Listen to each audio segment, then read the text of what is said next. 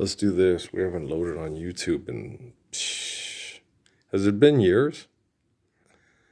I don't know. It takes so long to load that I stopped using them. I just started using exclusively Facebook. This is where I started in Sierra Vista, but I had another YouTube account, but I shut it down because I had two friends. I promoted their rap music on my YouTube page, and I didn't realize I could just delete the videos I loaded of them and then just keep loading mine, and then they wouldn't have anything to do with me, and then government corruption and corporation wouldn't stop them from possibly earning money on a rap career. It's weird, but it was weird the way my mind was working. I had to understand that I was surrounded by psychotic, paranoid schizophrenics, and I still am. And so when you're trying to affect certain people's thinking,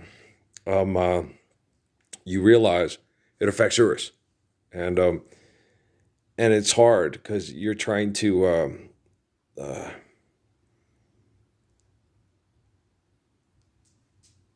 interact with human beings that are difficult to interact with, and it affects your everything you do, and it's very difficult, and it's not cool.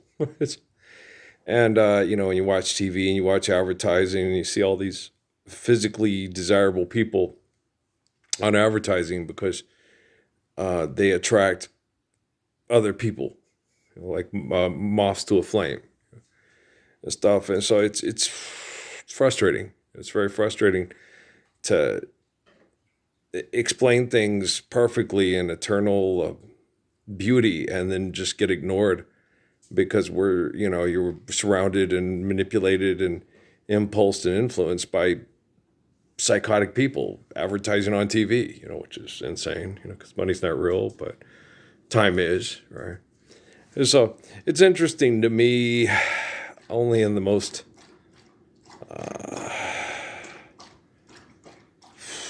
I think the only reason I'm interested because I'm surrounded by sociopaths, and then I say something like that, and I realize I'm using linguistics improperly to express myself because I'm surrounded by people that use words inappropriately to manipulate people because they're selfish and they have bad brain activity. You go outside, Bubby? Okay. Let's let Zeke out. Come on, buddy. Let's go get outside. Go in the yard. You ready? Okay. He's cute. Yeah, come on, Zeke.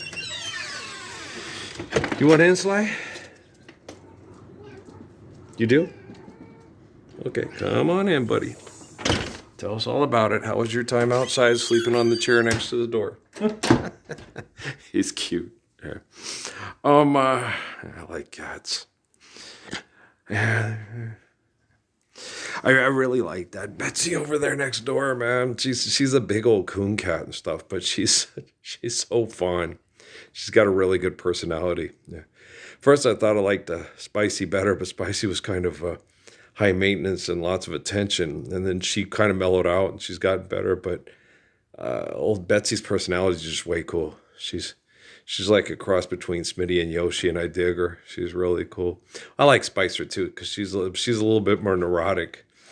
Betsy's more like, hey, she kind of communicates with you and tells you what you want to do and how you do that. And then when you tell her, no, you can't come tear up the furnace, she doesn't get real shitty with you. She's just kind of, well, I had to give it a shot, She's funny. She's a cool cat. I really dig her. I like Spicer too. But I reached up in there and she looked at me, and when I touched her, she fell right into my hand. Little Miss Betsy. She reminded me of my Emily, and I was like, I'll get this one for Dad. This will be his little partner. And it turned out that way. He's trying to get her to where she can go back into the cat room, but I don't know how that's going to work with all three of them. But we'll see. We'll see how that works. I told him because she sprays when Moy passes away, maybe that he could, if we're still being, I hate to think that way. I hate to think that we're still going to be being tortured another day by these sociopaths in this military corridor of idiocracy, lunacy, and narcissism and self-destructive behaviors, and stuff. Watching COVID-19 Medicare things on TV with 800 numbers with your healthcare cards, and it's just horrid, you know, to think that people still believe, okay, in things so archaic and irrational. This is like watching, the building of Hoover Dam and and the jobs created by the society to end the Great Depression and all that crazy shit. And it's so weird watching people trust and feel that they can believe in people like that on TV.